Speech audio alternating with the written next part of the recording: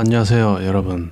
우선 이번 이야기는 허구의 내용을 재미있게 각설해서 한번 만들어 봤습니다. 나름 흥미진진하게 구성을 잘 잡아서 만들었기 때문에 정말 재밌게 보시고 들으실 것이라 확신합니다. 그럼 바로 시작합니다. 아참, 구독 한 번씩만 부탁드립니다. 영상 제작에 큰 도움이 된답니다.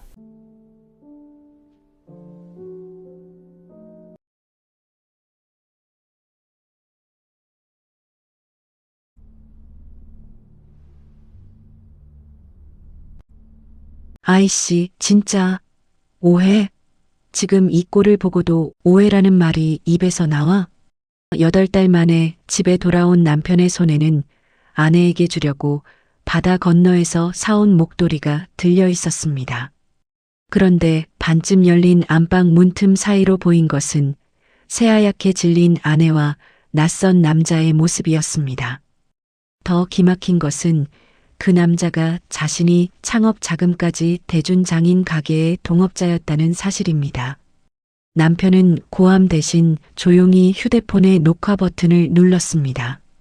15년을 오직 가족만 바라보며 살아온 한 남자의 헌신은 왜 이렇게 처참한 배신으로 돌아왔을까요?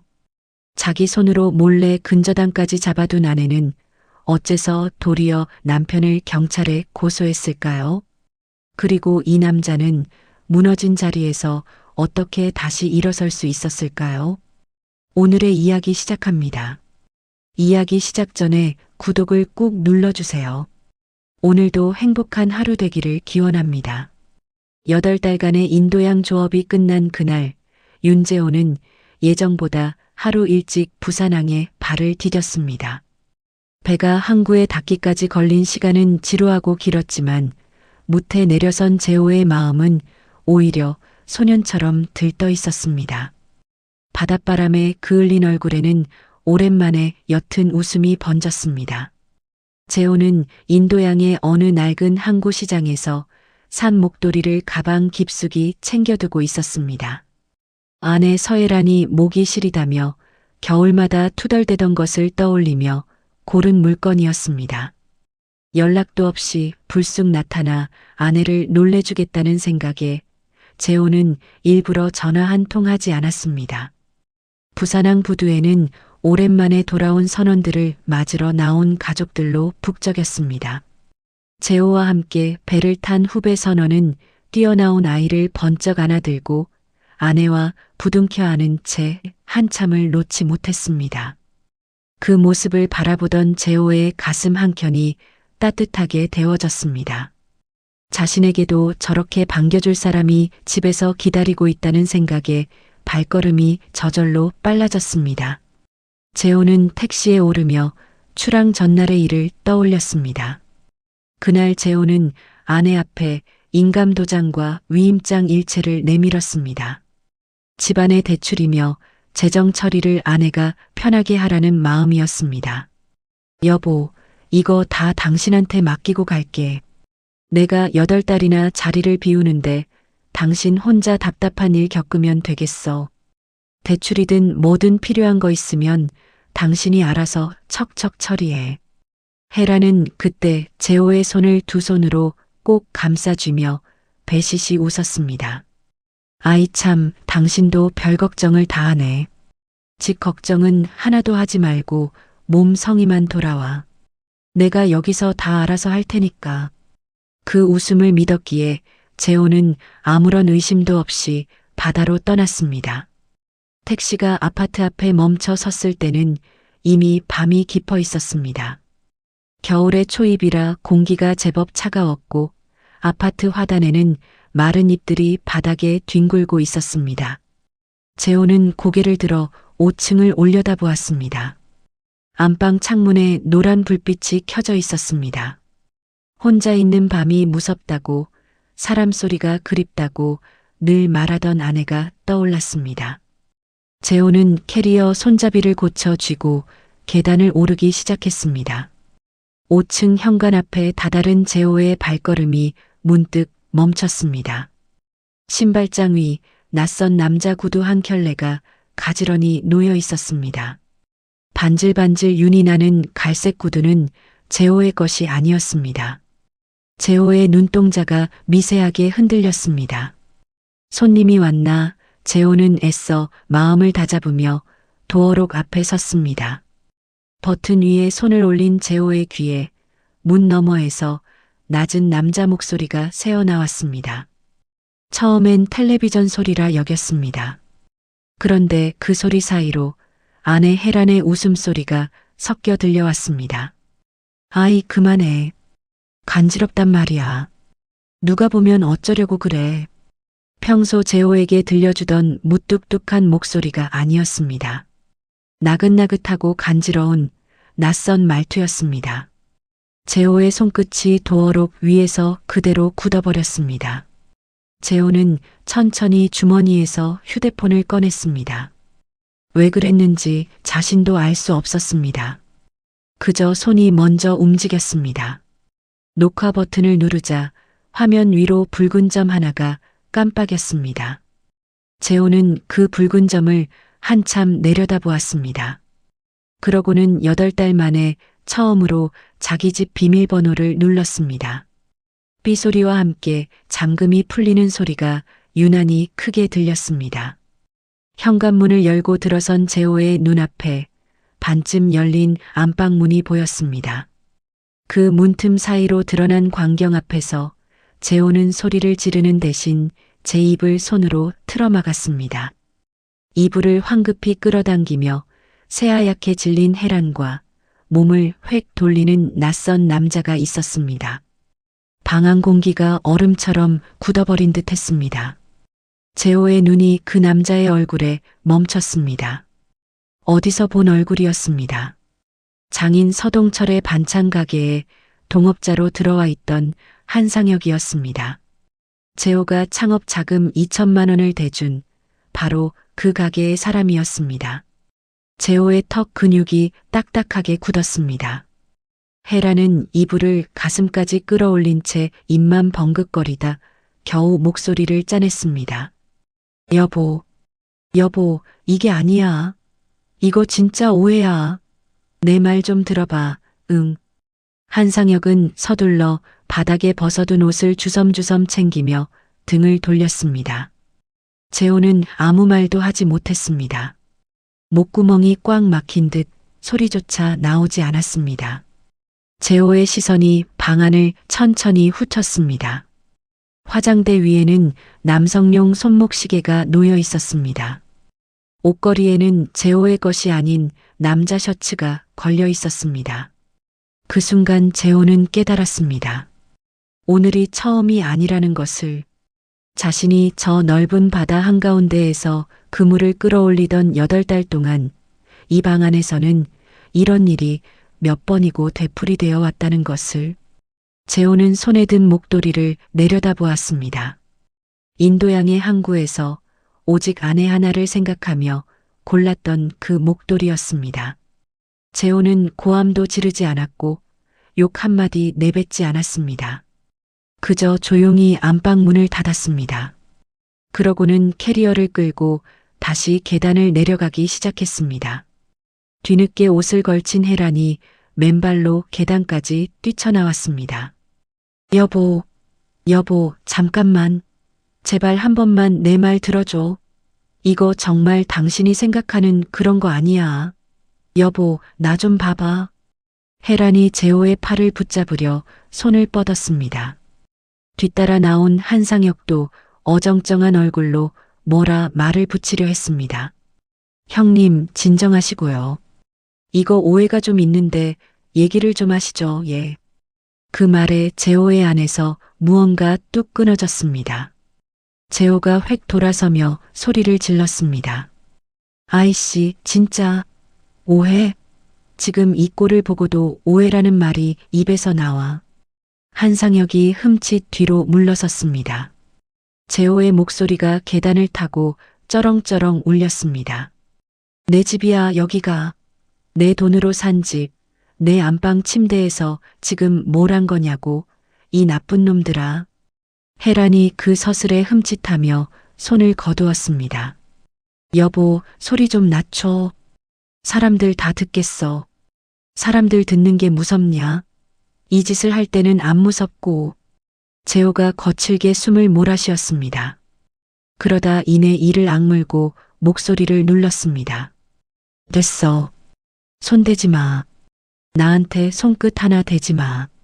오해라는 말 한 번만 더 하면 그땐 나도 내가 무슨 짓을 할지 몰라. 재호는 두 사람의 손을 말없이 밀어냈습니다. 그러고는 뒤도 돌아보지 않고 아파트를 걸어 나왔습니다. 아파트 1층 우편함 앞을 지나던 재호의 걸음이 다시 멈췄습니다. 자신 앞으로 온 카드 명세서 몇 통이 이미 뜯겨 있었습니다. 재호는 봉투에서 명세서를 꺼내 눈으로 훑었습니다.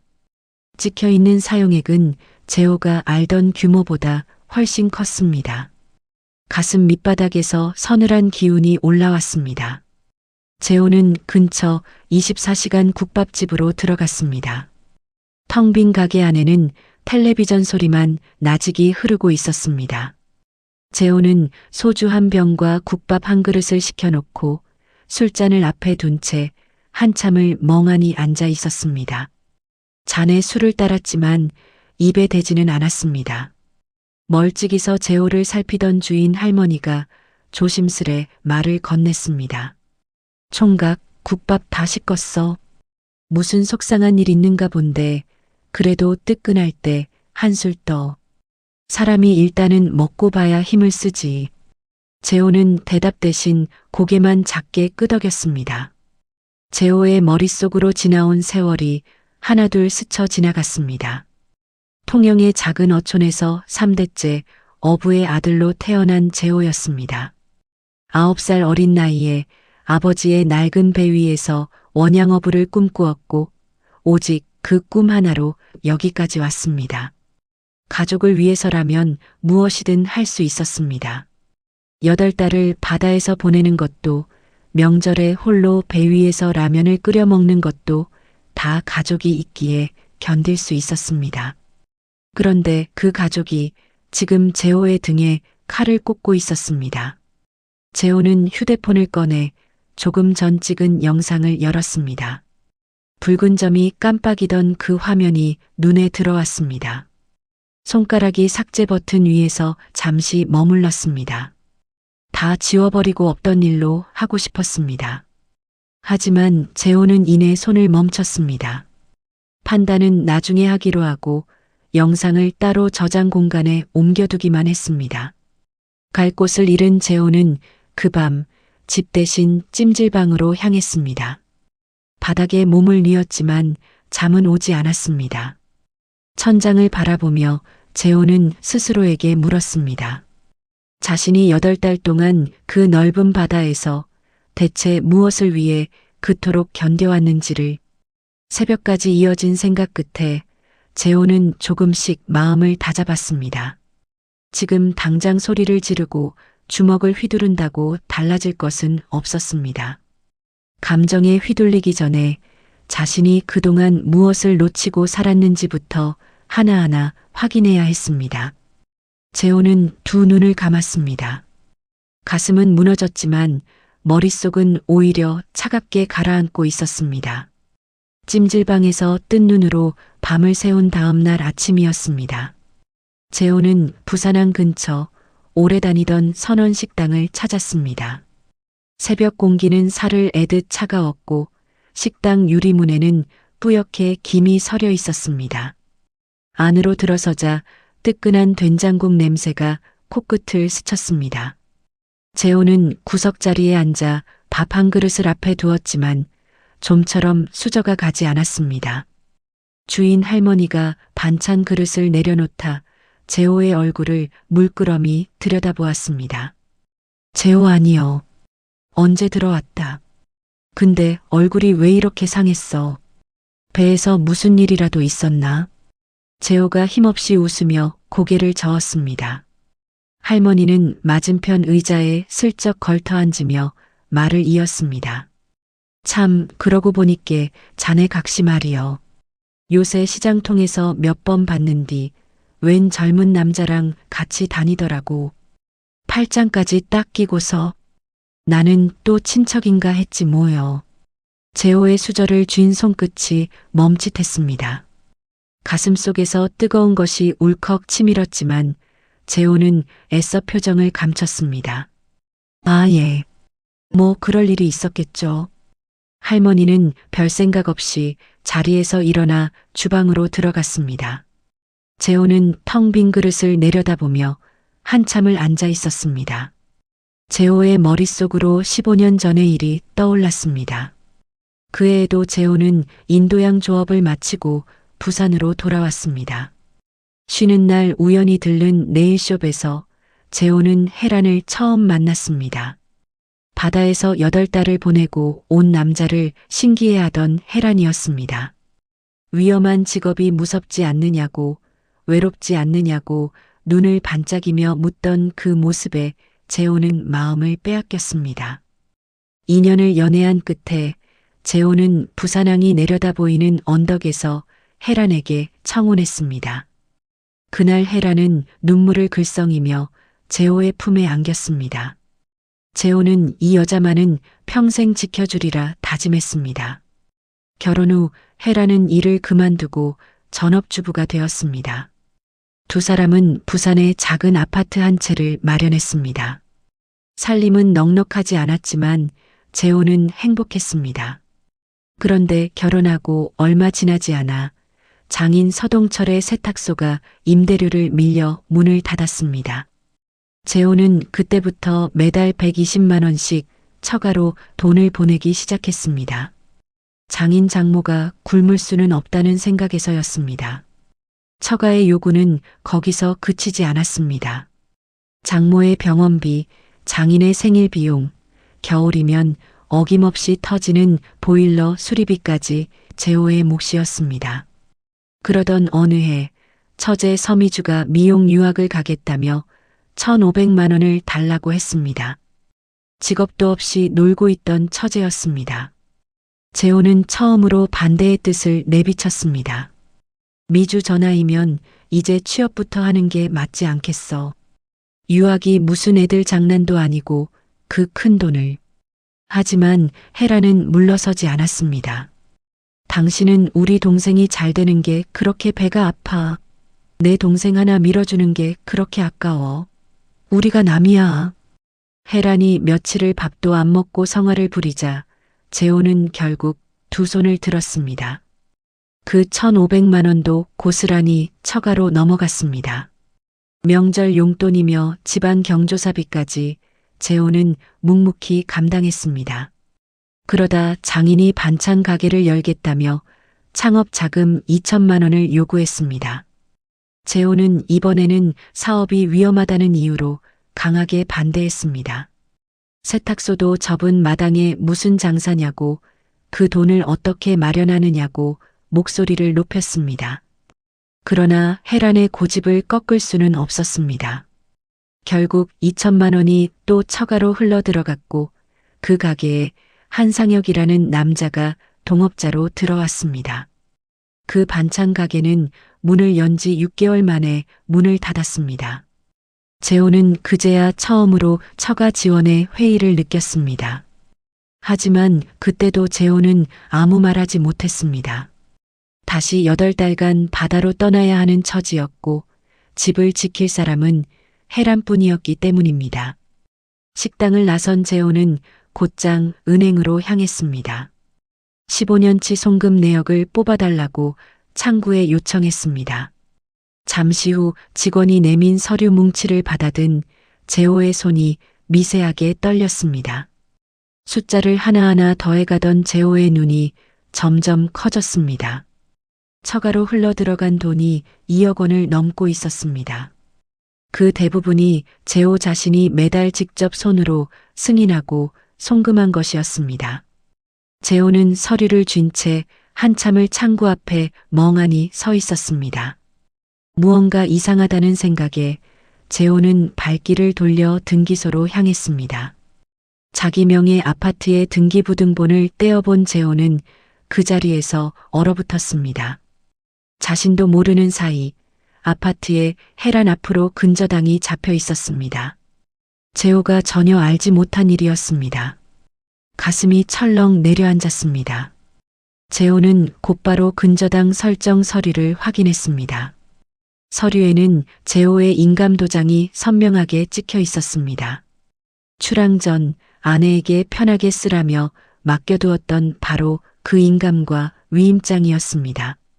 그 도장이 재호가 동의한 적 없는 대출과 근저당에 쓰이고 있었던 것입니다. 재호의 관자놀이에 핏줄이 불끈 섰습니다. 재호는 떨리는 손으로 혜란에게 전화를 걸었습니다. 신호음이 몇 번 울리고 혜란이 조심스레 전화를 받았습니다. 여보, 나야. 어제는 정말. 재호가 그 말을 끊고 낮게 물었습니다. 근저당. 우리 집에 근저당 잡힌 거, 그거 당신이 한 거지. 수화기 너머로 잠시 침묵이 흘렀습니다. 무슨 소리야? 근저당은 무슨 근저당? 딴소리 하지 마. 나 지금 등기부 떼서 보고 있어. 내 도장 찍혀 있더라. 당신이 내 인감으로 대출받았잖아. 혜란이 그제야 목소리를 높였습니다. 그래, 내가 했어. 그럼 어떡해. 친정사업 자금이 급한데 당신은 배 타고 나가서 연락도 안 되지. 나보고 어쩌라고. 오히려 큰 소리를 치는 혜란의 목소리에 재호는 기가 막혔습니다. 그때 수화기 너머로 또 다른 목소리가 섞여 들렸습니다. 장인 서동철의 목소리였습니다. 야, 전화 끊어.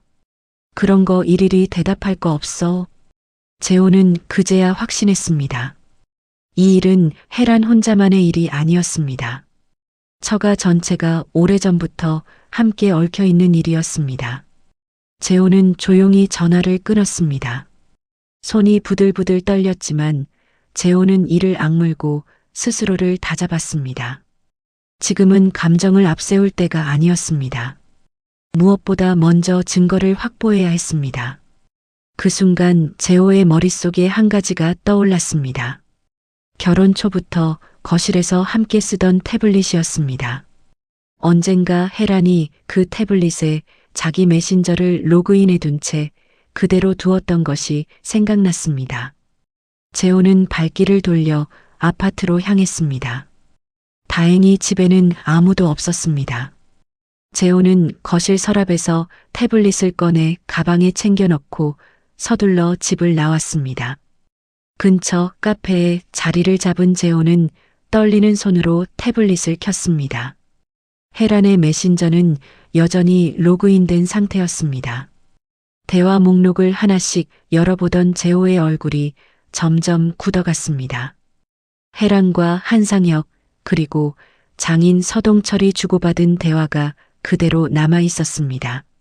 세 사람은 오래전부터 재호의 수입과 재산을 두고 이야기를 나누고 있었습니다. 그들은 재호를 두고 관리 대상이라고 적어두었습니다.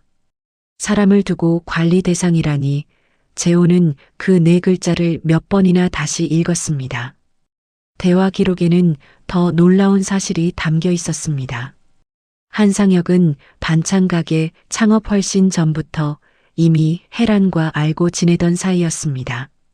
그리고 그 한상혁을 장인의 사업에 끌어들인 사람이 바로 혜란이었습니다. 안방에서 마주친 그 남자와의 관계가 결코 우연이 아니었던 것입니다. 재호는 화면을 응시한 채 한동안 숨조차 제대로 쉬지 못했습니다. 재호는 정신을 다잡았습니다. 이 메시지들이 언제 삭제될지 모르는 일이었습니다. 재호는 대화 내용을 하나도 빠짐없이 화면째로 찍어 별도의 저장 장치에 옮겼습니다. 그러고는 노트를 한 권 꺼내 지금까지 확보한 것들을 시간 순서대로 정리하기 시작했습니다. 안방에서 찍은 영상, 15년치 송금 내역, 등기부 등본, 근저당 서류, 그리고 태블릿 속 메시지. 하나하나 날짜를 적어 내려가는 재호의 눈빛이 조금씩 달라지고 있었습니다. 무너져 내리던 마음 한구석에서 처음으로 반격의 실마리가 잡히기 시작했습니다. 다음 날 오후 재호는 카페 구석 자리에 앉아 태블릿 속 메시지를 다시 펼쳤습니다. 창밖으로는 잿빛 하늘이 낮게 드리워 있었고 카페 안에는 잔잔한 음악만 흐르고 있었습니다. 재호는 식은 커피를 앞에 둔 채 대화 기록을 시간 순서대로 하나하나 짜맞추기 시작했습니다. 읽으면 읽을수록 손끝이 차갑게 식어갔습니다. 메시지 속에서 드러난 진실은 상상 이상이었습니다. 반찬 가게 창업 자체가 애초에 재호의 돈을 끌어내기 위한 명목에 불과했던 것입니다. 장인 서동철은 처음부터 장사를 할 생각이 없었습니다. 그저 사위의 돈을 자연스럽게 빼낼 구실이 필요했을 뿐이었습니다. 그리고 그 자금을 관리한 사람이 한상혁이었습니다. 한상혁은 가게 돈이라는 명목으로 들어온 자금 가운데 상당액을 제 주머니로 빼돌렸습니다. 6개월 만에 가게가 문을 닫은 것도 사실은 장사가 안 되어서가 아니라 이미 목적을 다 이뤘기 때문이었습니다. 재호는 대화를 거슬러 올라가며 장인의 그림자를 쫓았습니다.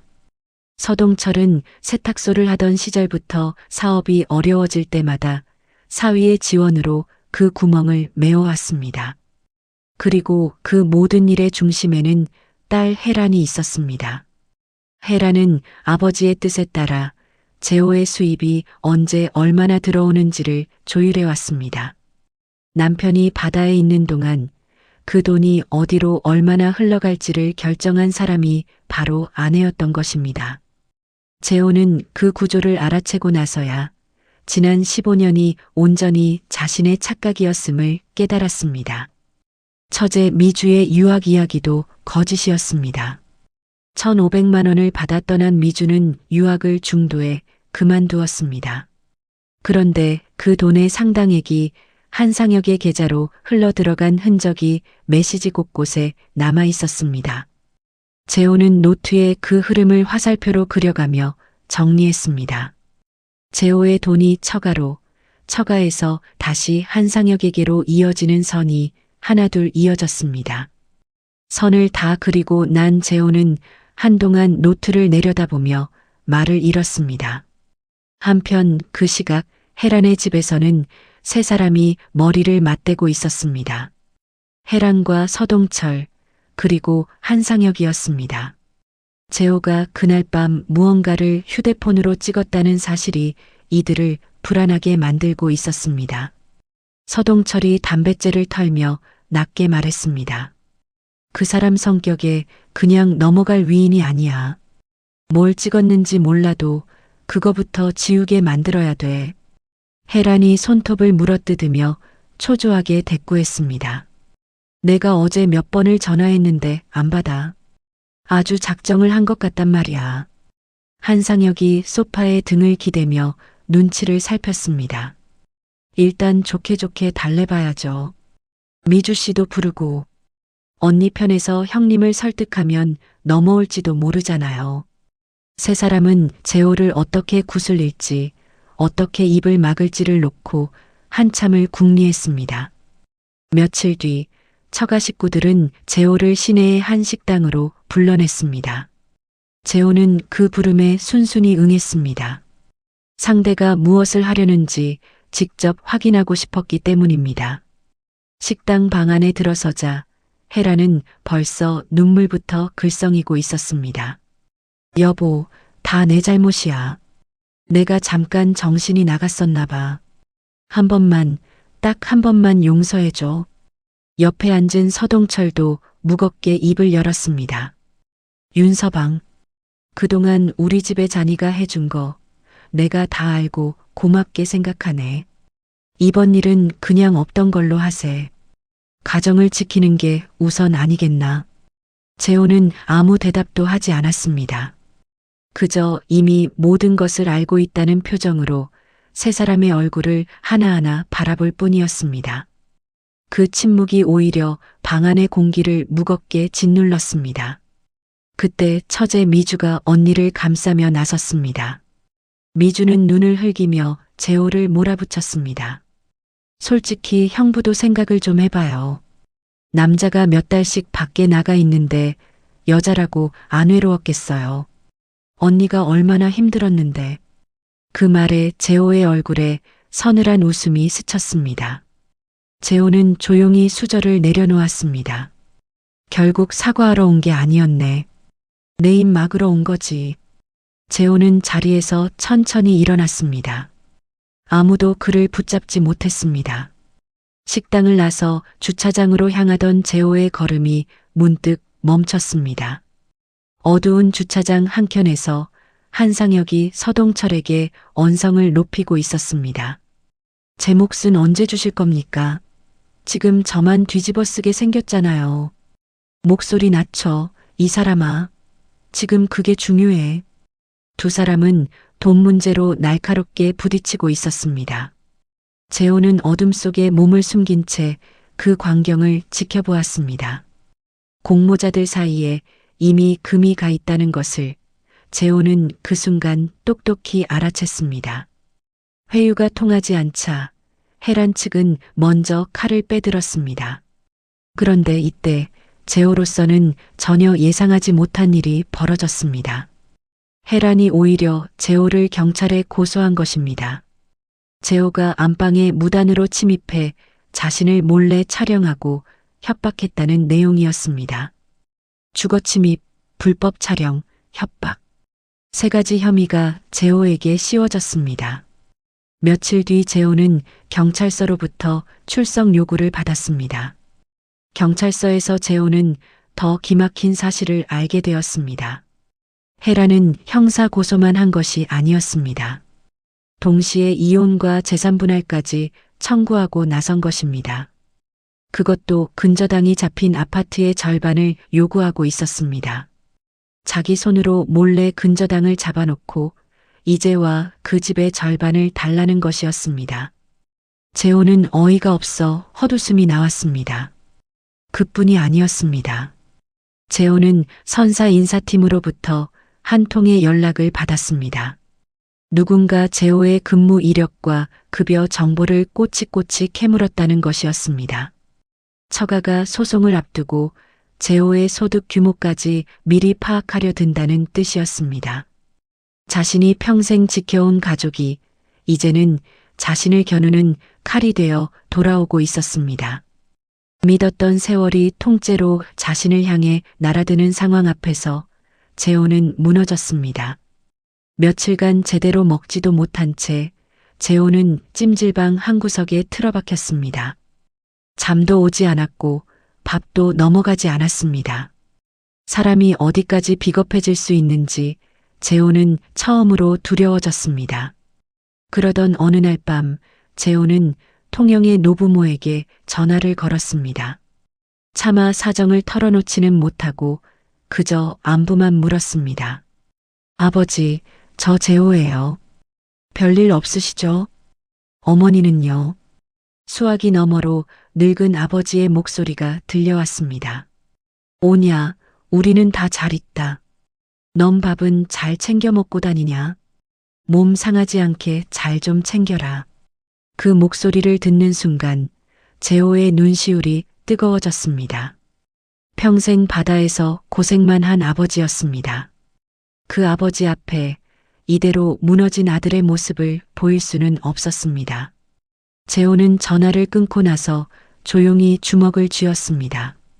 이렇게 당하고만 있을 수는 없다는 생각이 가슴 밑바닥에서 다시 고개를 들었습니다. 그렇게 마음이 흔들리던 재호에게 뜻밖의 전화 한 통이 걸려왔습니다. 여러 항해를 함께한 옛 선원 동료 곽성만이었습니다. 오랜만에 안부나 묻자며 건 전화였습니다. 재호야, 나다. 잘 지냈냐? 이번에 배 내렸다며. 얼굴 한번 봐야지. 재호는 애써 아무렇지 않은 척 목소리를 냈지만 그 떨림까지 감추지는 못했습니다. 오랜 세월 바다에서 동고동락한 곽성만이 그것을 놓칠 리 없었습니다. 야, 너 목소리가 왜 그래? 무슨 일 있는 거지? 솔직히 말해봐. 재호는 대답 대신 입을 다물었습니다. 곽성만이 재차 물었습니다. 재호야, 형한테도 말 못할 일이냐? 무슨 일인지 말을 해봐야 내가 알 거 아니야. 한참을 침묵하던 재호가 마침내 마른 입술을 뗐습니다. 누구에게도 하지 못했던 이야기를 재호는 그제야 처음으로 털어놓기로 마음먹었습니다. 재호가 전화기 너머로 그간의 일을 대략 전하자 수화기 저편에서 곽성만의 거친 숨소리가 들려왔습니다. 이런 죽일 놈들이. 너 지금 어디야? 내가 당장 부산으로 내려간다. 혼자 아무것도 결정하지 말고 나올 때까지 기다려. 알았지.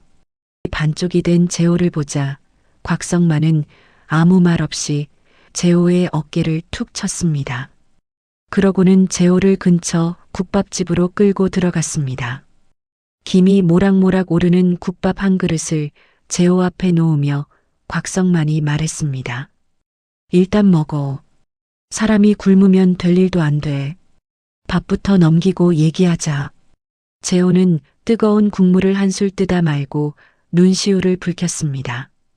곽성만은 재촉하지 않고 재호가 그간의 사정을 처음부터 끝까지 다 털어놓을 때까지 묵묵히 들어주었습니다.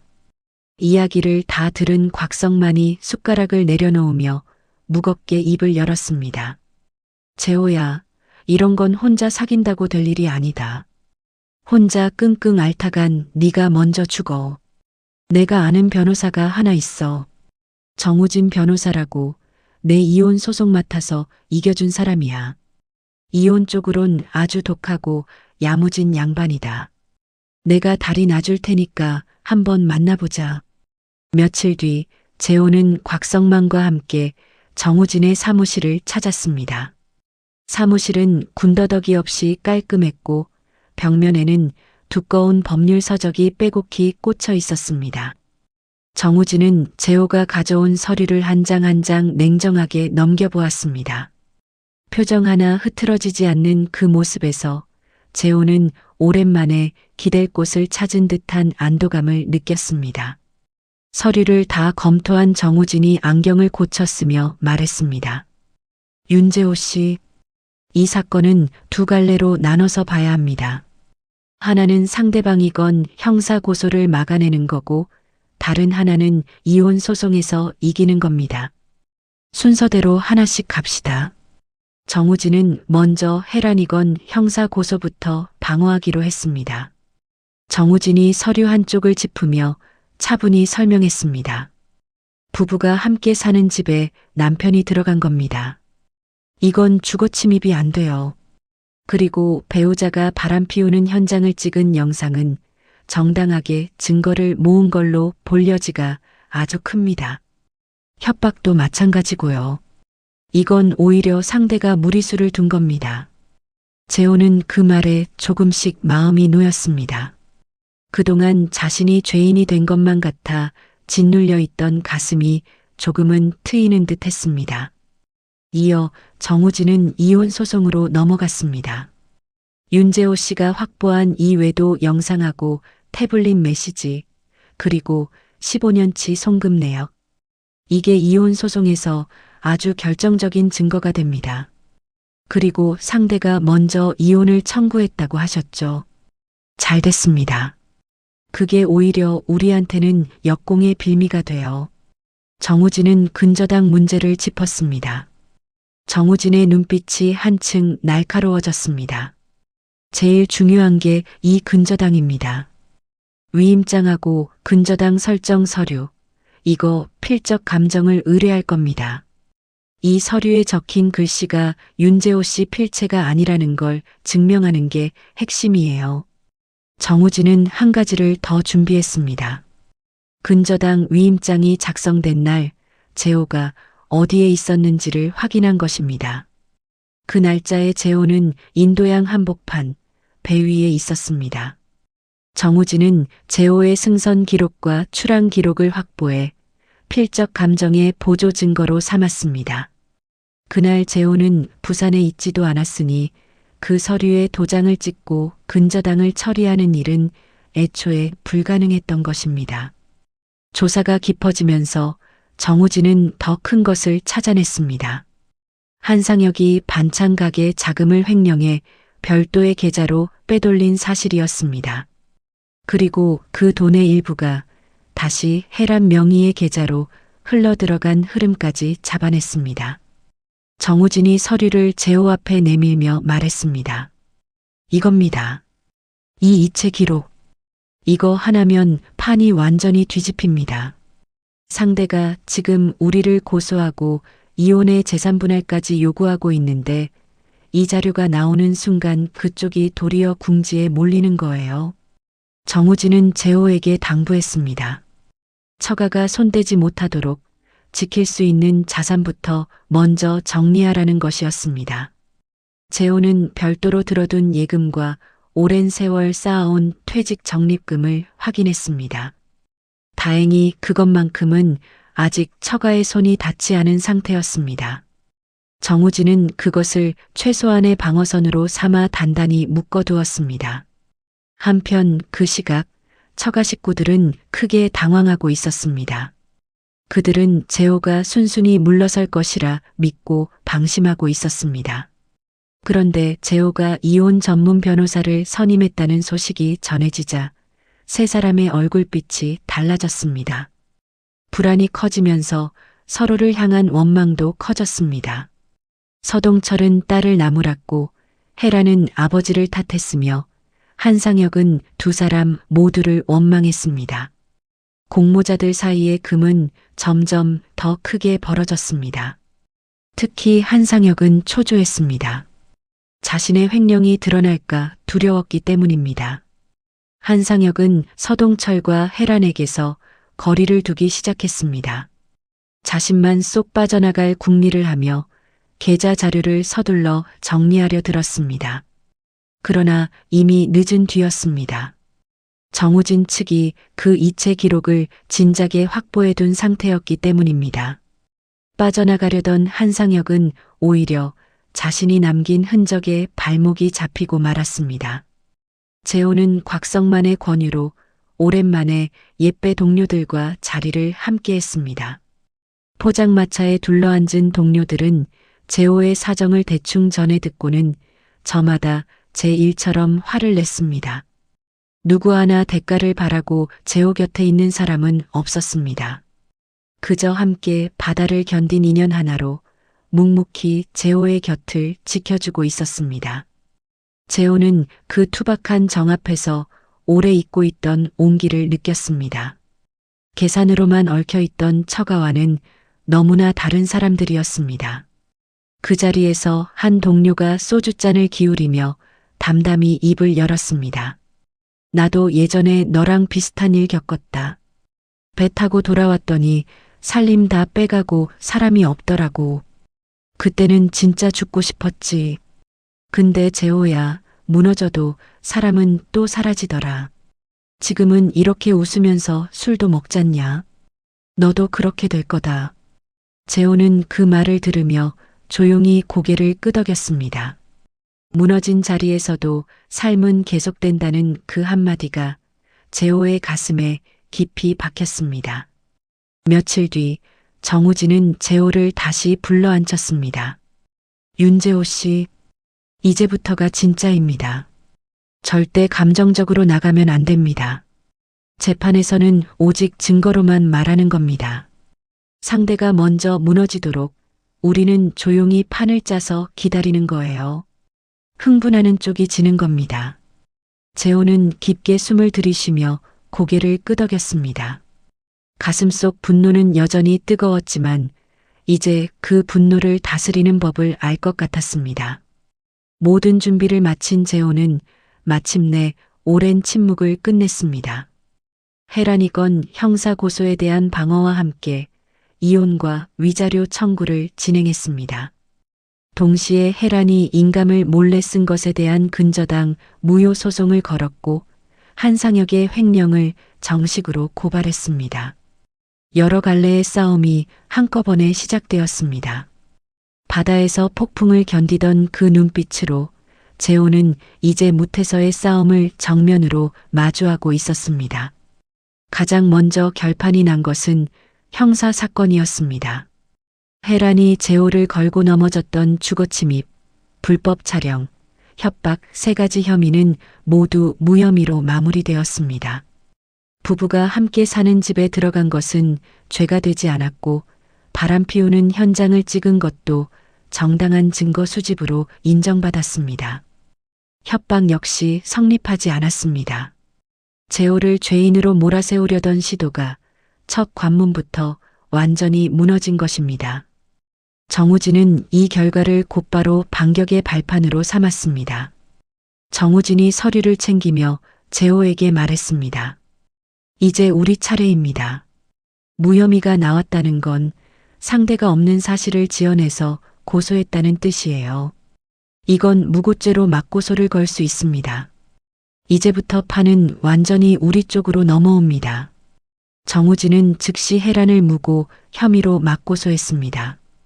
쫓기던 재호가 어느새 몰아붙이는 쪽에 서게 되었습니다. 몇 주 뒤 이혼 재판이 열리는 날이 밝았습니다. 법정 안은 서늘하고 무거운 공기로 가득했습니다.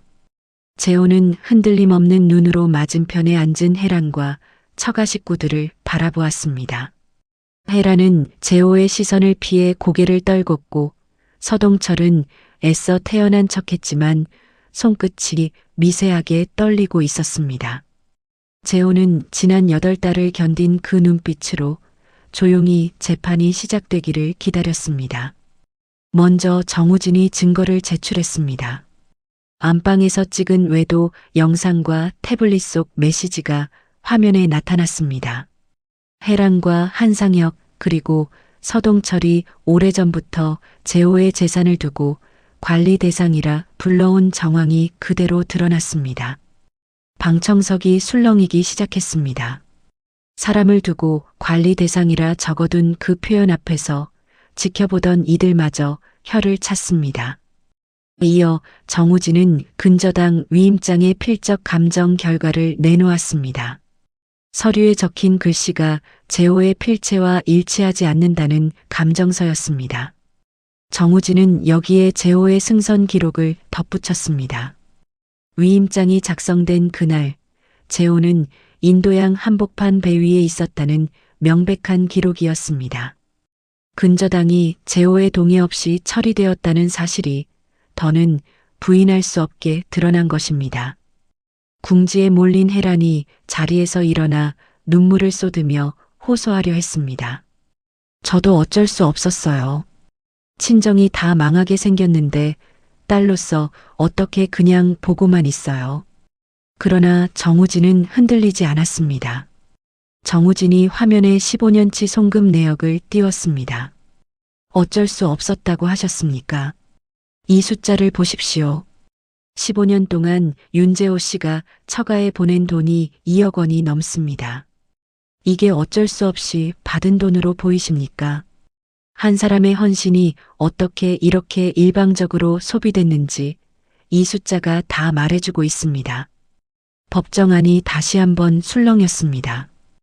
혜란은 더 이상 말을 잇지 못하고 자리에 주저앉았습니다. 이번에는 정우진 측 신청으로 처제 미주가 증인석에 섰습니다. 정우진이 미주에게 물었습니다. 미주 씨, 15년 전에 받은 유학비 1,500만 원, 그 돈으로 유학은 끝까지 마치셨습니까? 미주의 얼굴이 하얗게 질렸습니다. 그건 사정이 좀 있어서 중간에 그만두셨다는 거죠. 그럼 그 돈은 어디에 쓰셨습니까?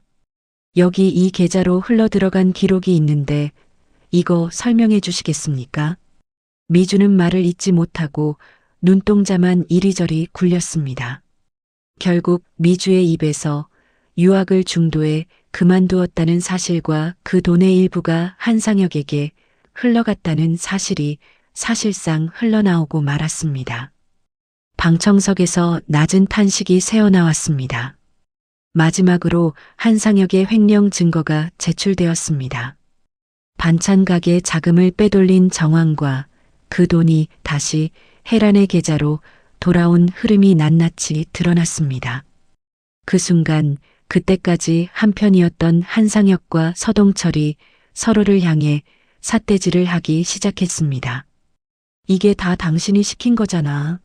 나는 시키는 대로 했을 뿐이라고. 서동철도 지지 않고 소리를 질렀습니다. 뭐야? 돈은 내 놈이 다 빼돌려 놓고 이제 와서 나한테 뒤집어 씌워. 법정 안에서 처가의 공무는 스스로 무너져 내렸습니다. 재호는 그 광경을 담담히 바라보았습니다. 자신이 소리 한번 지르지 않아도 그들은 자기들끼리 무너지고 있었습니다. 재판부는 모든 증거를 살핀 끝에 판단을 내렸습니다. 해란의 외도와 인감유용, 재산을 몰래 빼돌린 정황이 모두 인정되었습니다. 재판부는 재호에게 위자료와 재산 분할의 대부분을 인정했습니다. 근저당은 무효가 되었고 아파트의 소유권은 온전히 재호에게 돌아왔습니다. 자기 손으로 집의 절반을 요구했던 해란은 결국 아무것도 손에 쥐지 못했습니다. 별도의 형사 절차도 이어졌습니다. 한상혁은 횡령 혐의로 법적인 책임을 지게 되었습니다. 해란은 남편의 인감을 몰래 쓴 서류 관련 혐의와 앞서 재호를 거짓으로 고소한 무고 혐의로 나란히 법의 심판을 받게 되었습니다. 없는 죄를 뒤집어 씌우려던 그 무리수가 고스란히 자신에게 돌아온 것입니다. 판결이 끝나고 법정을 나서는 재호를 서동철이 황급히 붙잡았습니다. 서동철은 재호의 팔을 잡고 늙은 목소리로 매달렸습니다. 윤서방, 그래도 우리가 15년을 함께한 식구 아닌가. 지난 정을 봐서라도 한 번만 선처를 해주게. 응. 재호는 잡힌 팔을 조용히 내려다보았습니다. 그러고는 서동철의 손을 천천히 떼어냈습니다. 정이요. 지난 15년 그게 정이었으면 이렇게 됐겠습니까? 그건 정이 아니라 처음부터 끝까지 계산이었습니다. 저는 이제 그 계산에서 빠지겠습니다. 재호는 그 손을 뿌리치고 걸음을 옮겼습니다. 서동철은 그 자리에 우두커니 선 채 멀어지는 재호의 뒷모습을 바라볼 뿐이었습니다. 복도를 걸어 나오는 재호에게 해란이 마지막으로 매달렸습니다. 여보, 우리 다시 시작할 수 없을까? 내가 다 잘못했어. 제발 한 번만. 재호는 잠시 걸음을 멈췄습니다. 그러고는 가방에서 무언가를 꺼냈습니다. 8달 전 인도양의 항구에서 오직 아내 하나를 생각하며 골랐던 그 목도리였습니다. 재호는 그 목도리를 해란의 발치에 조용히 내려놓았습니다. 이거 당신 주려고 8달 내내 챙겨 다녔어. 이제 필요 없으니까 당신이 가져. 재호는 뒤도 돌아보지 않고 걸어 나왔습니다. 해란은 발치에 놓인 목도리를 내려다보며 그대로 주저앉았습니다. 법원 복도 끝에서 재호는 곽성만과 마주쳤습니다. 곽성만은 아무 말 없이 재호의 어깨를 툭툭 두드렸습니다. 두 사람은 별다른 말을 나누지 않았습니다. 그저 서로의 어깨를 두드리며 길고 힘겨웠던 싸움의 끝을 함께 확인할 뿐이었습니다. 정우진이 서류 가방을 챙기며 재호에게 다가왔습니다. 윤재호 씨, 이겼습니다. 그런데 진짜 중요한 건 이제부터예요. 되찾은 삶을 앞으로 어떻게 쓰느냐, 그게 승소보다 훨씬 더 중요한 겁니다. 부디 잘 사십시오. 재호는 정우진의 손을 굳게 맞잡았습니다. 그 한마디가 오래도록 가슴에 남았습니다. 그날 밤 재호는 되찾은 통장과 서류를 하나하나 정리했습니다.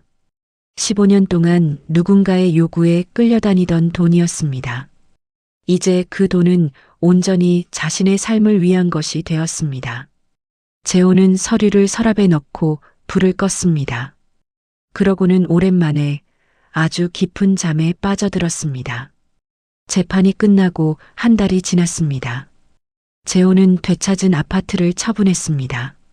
15년 동안 자신을 올가매던 육지의 관계들을 재호는 하나씩 정리해 나갔습니다. 미련도 남았지만 그보다 홀가분함이 더 컸습니다. 낡은 짐을 하나씩 내려놓을 때마다 재호의 어깨가 조금씩 가벼워졌습니다. 재호는 되찾은 재산의 일부로 통영의 노부모를 찾아갔습니다. 아버지가 오래 타던 배는 이미 낡을 대로 낡아 여기저기 손볼꽃투성이었습니다.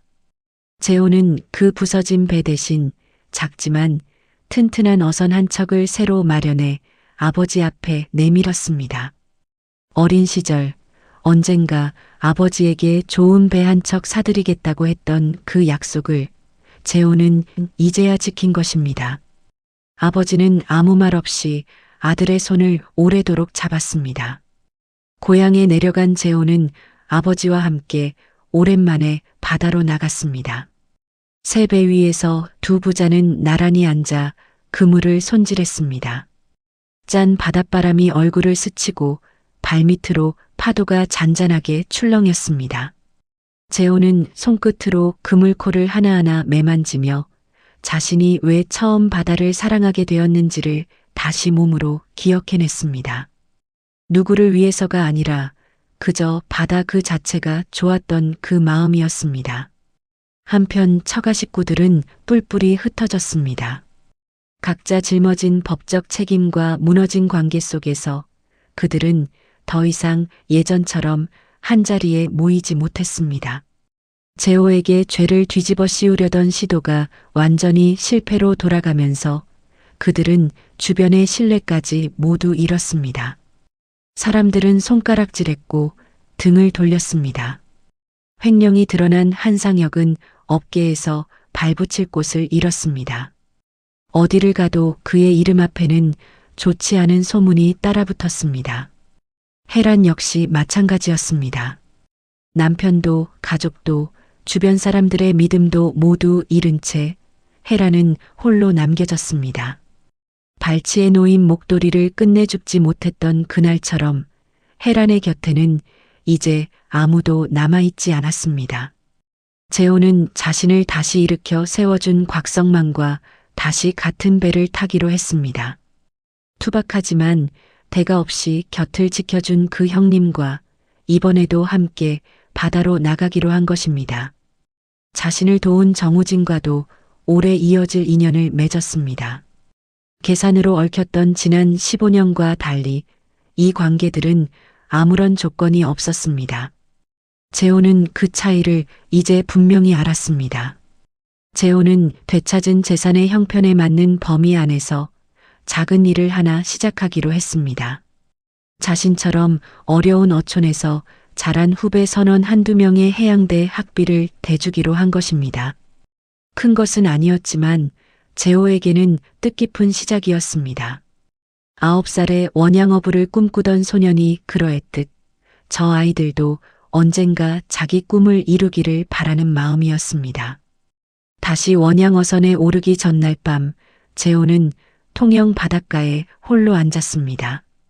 검은 바다 위로 달빛이 잔잔하게 부서지고 있었습니다. 재호는 9살 아버지의 낡은 배 위에서 원양어부를 꿈꾸던 어린 시절을 떠올렸습니다. 그동안 자신이 진짜 사랑했던 것이 무엇이었는지 이제야 알 것 같았습니다. 그것은 누군가의 요구도 가족의 기대도 아니었습니다. 그저 이 바다 그 자체였습니다. 출항 당일 재호는 다시 부산항에 섰습니다. 8달 전 아내를 놀래주려 설레던 마음으로 서 있던 바로 그 자리였습니다. 이번에는 항구에서 재호를 기다리는 사람이 없었습니다. 그런데도 재호의 마음은 무겁지 않았습니다. 오히려 어느 때보다 홀가분하고 단단했습니다. 배가 서서히 항구를 벗어나기 시작했습니다. 부산의 불빛이 점점 작아지며 멀어졌습니다. 갑판 난간에 기대어 그 불빛을 바라보던 재호의 얼굴에 아쉬움 대신 후련함이 번졌습니다. 떠나는 것이 슬프지 않았습니다. 그것은 온전히 자기 자신으로 돌아가는 길이었습니다. 그날 밤 재호는 갑판 위에서 야간 당직을 섰습니다. 깜깜한 바다 위로 별이 촘촘히 박혀 있었습니다. 재호는 난간에 기대어 지난 세월을 조용히 되짚었습니다. 헌신해도 지켜야 할 선이 있다는 것을, 재호는 값비싼 대가를 치르고 나서야 배웠습니다. 사람은 결국 남을 아끼기 전에 자기 자신부터 아낄 줄 알아야 한다는 것을. 그때 곽성만이 따뜻한 커피 한 잔을 들고 다가왔습니다. 곽성만이 김이 오르는 종이컵을 재호에게 건넸습니다. 자, 마셔. 밤바다는 이럴 때 커피 한 잔이 최고지. 춥지 않냐? 재호는 컵을 받아 두 손으로 감쌌습니다. 따뜻한 온기가 손끝으로 스며들었습니다. 형님, 고맙습니다. 그때 형님 아니었으면 저 진짜 어떻게 됐을지 몰라요. 곽성만이 껄껄 웃으며 재호의 등을 툭 쳤습니다. 고맙긴 뭘. 우리가 남이냐? 배같이 타는 사이면 그게 식구지. 자, 됐고 커피나 마셔. 재호는 그 말에 조용히 웃었습니다. 대가 없이 곁을 지켜주는 인연이 얼마나 귀한 것인지 재호는 이 밤바다 위에서 새삼 가슴 깊이 느꼈습니다. 항해가 이어지던 어느 날 재호는 배에 새로 들어온 어린 신입선원을 눈여겨보게 되었습니다. 서툴지만 눈빛만은 초롱초롱한 그 아이가 꼭 어린 시절 자신을 보는 것 같았습니다. 재호는 그 아이 곁으로 다가가 예전에 자신이 배웠던 것들을 하나씩 가르쳐주기 시작했습니다. 그물에 매듭을 묶는 법, 거친 바다에서 살아남는 법을 재호는 정성껏 일러주었습니다. 아이는 재호의 손끝을 따라 서툴게 매듭을 지으며 환하게 웃었습니다. 8달 뒤 다시 육지로 돌아올 그날을 재호는 그려보았습니다. 그때는 오직 자기 자신을 위해 돌아오리라고 재호는 마음속으로 다짐했습니다. 누구의 요구를 채우기 위해서가 아니라 온전한 자기 자신으로. 그 다짐을 품은 재호의 얼굴 위로 넓은 바다의 새벽해가 붉게 떠올랐습니다. 멀어지는 수평선을 바라보는 재호의 뒷모습이 아침 햇살 속에 오래도록 서 있었습니다. 한 사람이 모든 것을 잃고 무너진 자리에서 어떻게 다시 자신의 삶을 붙들고 일어서는지. 그 조용한 뒷모습을 끝으로 재호의 긴 이야기는 막을 내립니다. 8달간 오직 가족만을 생각하며 거친 바다를 견뎌온 한 남자에게 집으로 돌아온 그날은 세상이 무너지는 날이었습니다. 믿었던 아내와 처가는 오래전부터 그의 헌신을 계산 속에 이용하고 있었고 그 진실은 너무나 잔인했습니다. 하지만 재호는 무너진 자리에 주저앉지 않았습니다. 감정에 휩쓸리는 대신 차분히 진실을 파고들었고 대가 없이 곁을 지켜준 사람들의 손을 잡고 마침내 다시 일어섰습니다.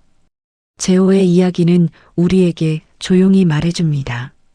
아무리 사랑하는 사람을 위한 헌신이라 해도 거기에는 반드시 지켜야 할 선이 있다는 것을.